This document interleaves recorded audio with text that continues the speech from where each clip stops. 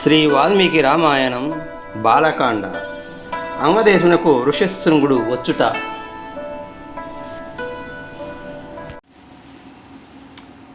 సుమంత్రోచ్చోదితో రాజ్ఞా పురోవాచేదం వచస్తదా యదశ్వశృంగస్థానీతః శృణు మే మంత్రిభిః సహ.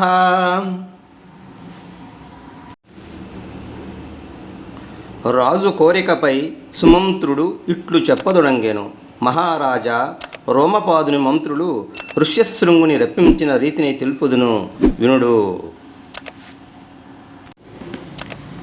రోమపాదము వాచేదం సహామాత్యః పురోహితః ఉపాయో నిరపాయోయం అస్మాభిరభిచింతతః. అమాత్యులతో కూడియున్న పురోహితుడు రోమపాదునితో ఇట్లనెను: మేము తెలిపిన ఈ ఉపాయము వలన ఎట్టి అపాయము జరగదు.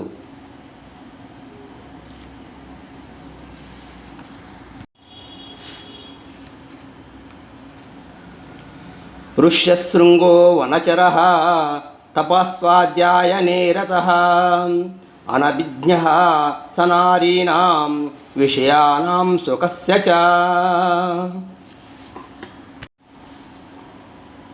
ఋష్యశృంగుడు వనమున నివసించువాడు. అతడు తపస్సునందును వేదాధ్యాయమునందును నిమగ్నుడయ్యుండును. అతడు స్త్రీల స్వరూపమును గూర్చి ఎరుగడు.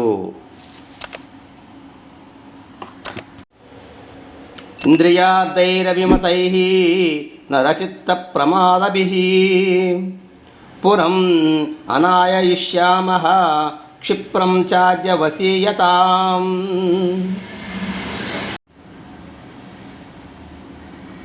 ఇంద్రియ సుఖముల కూర్చి ఎరుగడు. మానవుల చిత్తములను ఆకర్షించినట్టి ఇష్టమగు విషయముల ద్వారా ఆయనను పురమునకు శీఘ్రముగా రప్పింతము నిశ్చయింపుడు అని పలికెను. గణికాస్తత్ర గచ్చంతు రూపవత్యః స్వలంకృతాః ప్రలోభ్య వివిధోపాయైః అనేష్యంతీహ సత్కృతాః. చక్కగా అలంకరించుకుని అందమైన గణికలకు బహుమానములను ఇచ్చి వారిని పంపుదము. వారు అచ్చటికి వెళ్ళి వివిధోపాయములతో ఋష్యశృంగుని ఆకర్షించి తీసుకుని వచ్చెదరు.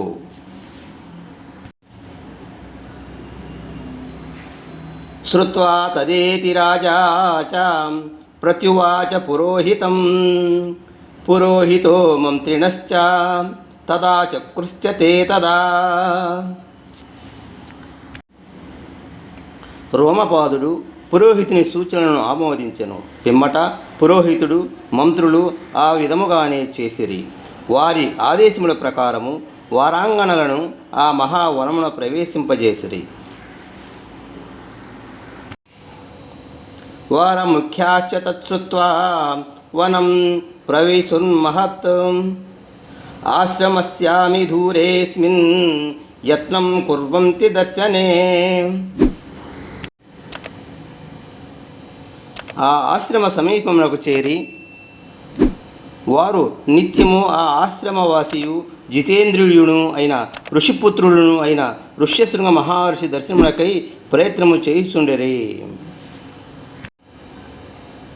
ఋషిపుత్రస్య ధీరస్య నిత్యమాశ్రమవాసినః పితుస్స నిత్య సంతుష్టో నాతి చక్రామ చాశ్రమాత్.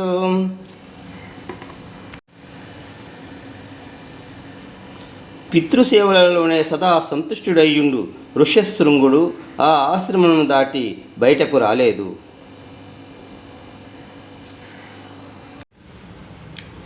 నతేన జన్మ ప్రభృతిం దుష్టపూర్వం తపస్వినా స్త్రీ వా పుమాన్ వా యాచ్ఛాన్యత్ సర్వం నగరరాష్ట్రజం.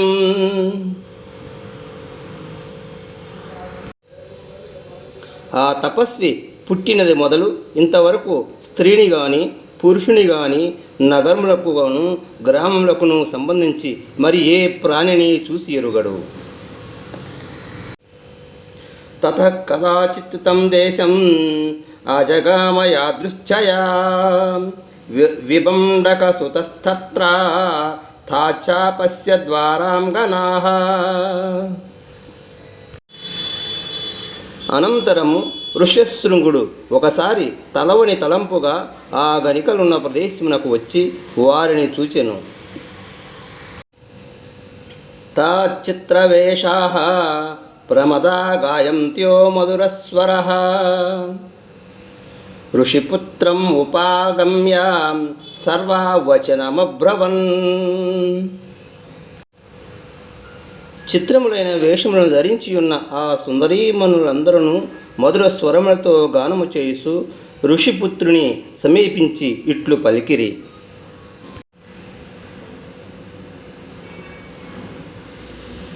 కస్త్వం కిం వక్తసే బ్రహ్మన్ జ్ఞాతుమిచ్చామి హే వయం ఏకస్త్వం విజనే ఘోరే వనే చరసి శంసనః. ఓ బ్రాహ్మణోత్తమ, నీవు ఎవరు? ఎవరి కుమారుడవు? ఇచ్చట ఉండుటకు కారణమేమి? ఈ నిర్జనమైన ఘోరారణ్యమున ఒంటరిగా సంచరించుటకు హేతువేమి? తెలుపుము, మేము వినగోరుచున్నాము. అదృష్టరూపాః తాస్తేన కామ్యరూపా వనే స్త్రియః ఆదాత్ తస్య మతిర్జాతా హ్యాఖ్యాతుం పితరం స్వకం. ఆ ఋష్యశృంగుడు ఇదివరలో ఎన్నడును అట్టి ఆకర్షణీయములైన రూపములు గల స్త్రీలను చూసి ఎరుగడు కనుక వారిని చూసిన సంతోషములో తన తండ్రిని గూర్చి వారితో చెప్పదలంచెను. పితా విభాండకోస్మాకం తస్యాహం సుత ఔరసః ఋష్యశృంగ ఇతి ఖ్యాతం నామకర్మ చ మే భువి. మా తండ్రి విభాండక మహర్షి, నేను ఆయన యొక్క ఔరసపుత్రుడను. నా పేరు ఋష్యశృంగుడు. ఈ వనమున నా తపోజీవనము సుప్రసిద్ధము. ఇహాశ్రమ పదోస్మాకం సమీపే సుభదర్శనాః కరిష్యేవోత్ర పూజాం వై సర్వేషాం విధిపూర్వకం. ఓ సౌందర్యమూర్తులారా, ఇదిగో ఈ సమూహముననే మా ఆశ్రమము కలదు. ఈ ఆశ్రమమున విధి విధానముగా మీ అందరినీ పూజింతును కనుక మా ఆశ్రమమునకు విచ్చేయుడు అని పలికెను. ఋషిపుత్రవచః శ్రుత్వా సర్వాసాం మతిరాసవై తదాశ్రమపదం ద్రష్టుం జగ్ముఃసర్వాశ్చ తేనతః. ఆయన వచనములను విని వారందరికీ ఆశ్రమమును చూడవలెనని బుద్ధి పుట్టెను. అంతటా వారు ఆయనతో కూడి ఆశ్రమమునకు వెళ్ళిరి. ఆగతానాం తతః పూజాం ఋషిపుత్రశ్చకారః ఇదమర్ఘ్యం ఇదం పాద్యం ఇదం మూలం ఫలం చ నః. ఆశ్రమమునకు విచ్చేసిన వారికందరికీ అతడు ఆర్ఘ్యపాద్యములను కందమూల ఫలములను సమర్పించి వారిని ఆదరించెను. ప్రతిగృహ్య చ తాం పూజాం సర్వా ఏవ సముత్సుకాః ఋషేర్భీతాశ్చ శీఘ్రం తాగమనాయ మతిం దదుః.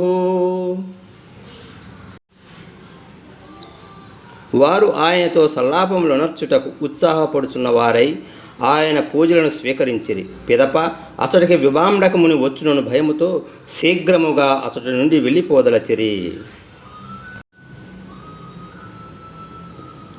అస్మాకమపి ముఖ్యాని ఫలాని మాని వై ద్విజా గృహాణ ప్రతిభద్రం తే భక్షయస్వ చ మాచిరం.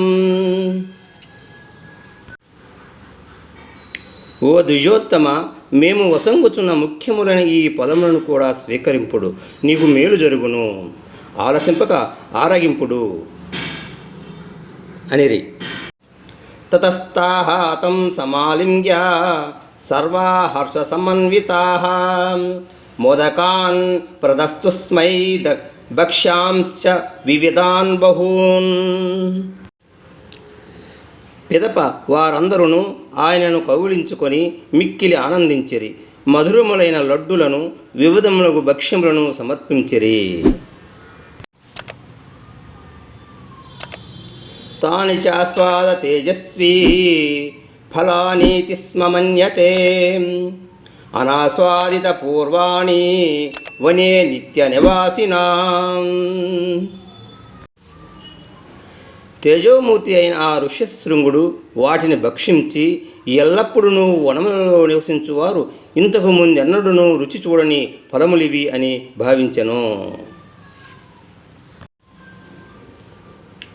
ఆపృచ్ఛ చ తదా విప్రం వ్రతచర్యాం నివేద్య చ గచ్చంతి స్మాపదేశాత్ తతః భీతాస్తస్య పితుస్త్రియః. ఆ గణికలు విభండక మహర్షి ఏ క్షణములో వచ్చి పడును అని భయపడుచున్న వారై మేము ఒక వ్రతమును ఆచరింపవలసి ఉన్నది అని చెప్పి ఋష్యశృంగుని నుండి సెలవు గైకొని ఆ సాకుతో వారు ఆ ఆశ్రమము నుండి వెళ్ళసాగిరి. గతాసు తాసు సర్వాసు కాశ్యపస్యాత్మజో ద్విజః అస్వస్థ హృదయాస్యాదిసేత్ దుఃఖం స్మ పరివర్తతే. వారందరూ వెళ్ళిపోవుచుండగా విభాండకసుతుడైన ఋష్యశృంగుడు వ్యాకుల చిత్తుడై మిక్కిలి దుఃఖపడెను. తతో పరేద్యుః తం దేశం అజగామ సవీర్యవాన్ మనోజ్ఞాయత్ర తాదృష్టః వారముఖ్యాస్వలుముకృతాః. జితేంద్రియుడైన ఆ ఋష్యశృంగుడు అస్వస్థ చిత్తుడైనందువలన మరునాడు మనోహరముగా అలంకరించుకొని ఉన్న ఆ గణికలున్న ప్రదేశమునకు వచ్చెను.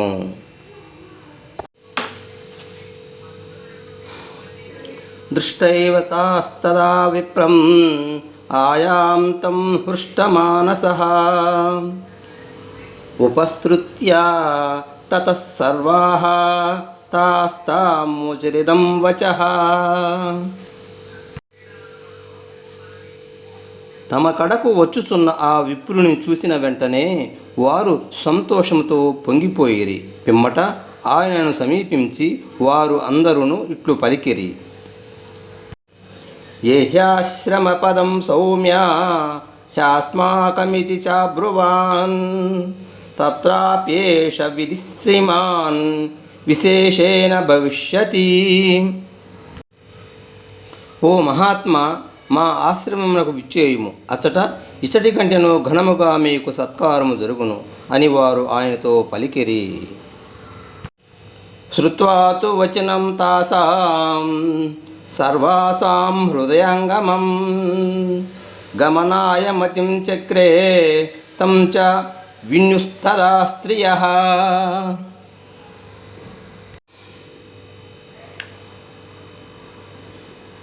హృదయాంగములైన ఆ వారి మాటలు విని అతడు వారి వెంట పోదలిచెను. ఆ వారాంగణలను ఆయనను తమ వెంట తీసుకుని అంగదేశమునకు వెళ్ళిరి. తత్ర చానేయమానేతు విప్రే తస్మిన్ మహాత్మనే వవర్ష సహసా దేవో జగత్ప్రహ్లాదయంస్తదా. ఆ మహాత్ముడైన ఆ బ్రాహ్మణోత్తముడు అంగదేశమున కాలు మోపినంతనే వరుణదేవుడు లోకమునకు ఆహ్లాదమును కూర్చుచు వర్షమును కురిపించెను. వర్షైనైవాగతం విప్రం విషయం స్వం నరాధిపః ప్రత్యుద్గమ్య మునిం ప్రహ్వః శిరసా చ మహీం గతః. అంతటా రోమపాద మహారాజు తన దేశమునకు వర్షమును తీసుకుని వచ్చిన ఆ మునికి ఎదురేగి భూమిపై సాగిలపడి వినమ్రతతో నమస్కరించెను.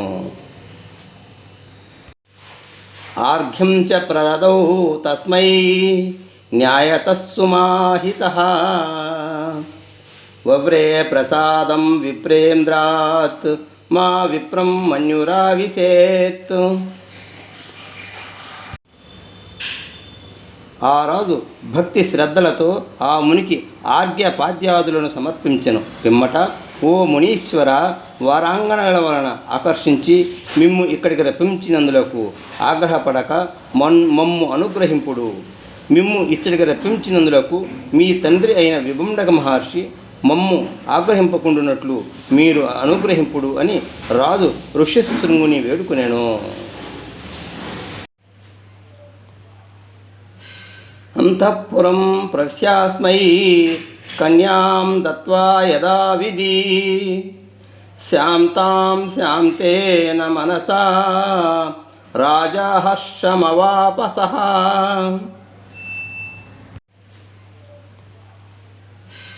అంతఃపురం ప్రవేశ్యాస్మై కన్యాం దత్వా యథావిధి శాంతాం శాంతేన మనసా రాజా హర్షమవాపసః.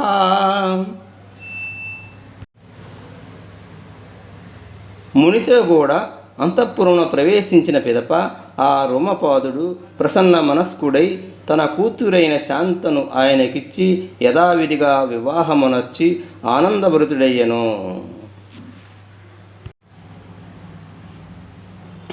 ఏవం సన్యవసత్ తత్ర సర్వకామైః సుపూజితః ఋష్యశృంగో మహాతేజ శాంతాయ సహ భార్యాయ. మహాతేజస్శాలి అయిన ఆ ఋష్యశృంగ మహర్షి గౌరవాదరములు అందుకొనుచు భార్య అయిన శాంతతో కూడి రాజాంతఃపురమున సర్వసుఖములతో నివసించసాగెను. వాల్మీకి మహర్షి విరచితమైన ఆదికావ్యమైన శ్రీమద్ రామాయణమునందలి బాలకాండమునందు 10వ సర్గము సమాప్తము.